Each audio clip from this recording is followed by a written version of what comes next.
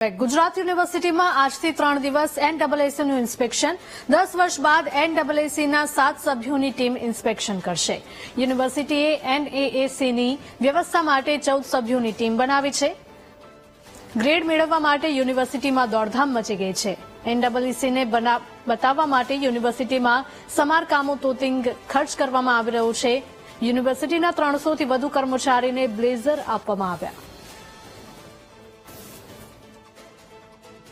સંવાદદાતા અપૂર્વ જોડાઈ ગયા છે. અપૂર્વ, જણાવશો કે ગુજરાત યુનિવર્સિટીમાં આજથી 3 દિવસ એનએએસીનું ઇન્સ્પેક્શન કરવામાં આવશે અને તેને લઈને તડામાર તૈયારીઓ.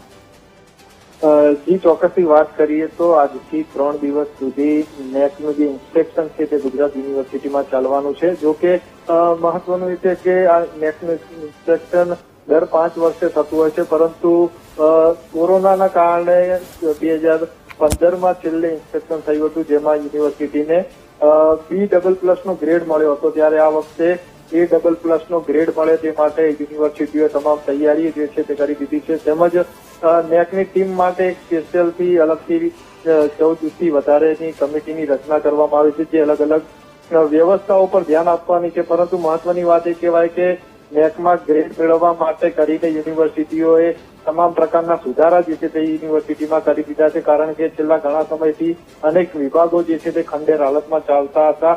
તેમાં કોઈ પણ પ્રકારની કામગીરી થતી ન હતી, પરંતુ નેકનું ઇન્સ્પેક્શન આવવાની જાહેરાત થતાની સાથે જ તેમાં સાફ સફાઈ હોય કે તેનું રંગ રોગાણ હોય, તમામ પ્રકારની સુવિધાઓ કરી દેવામાં આવી છે.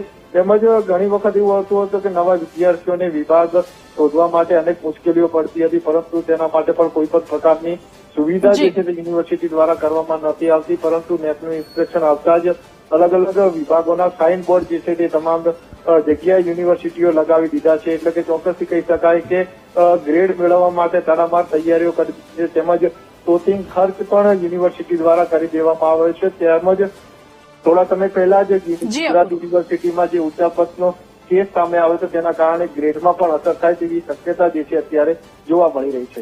જી બિલકુલ અપૂર્વ, આભાર.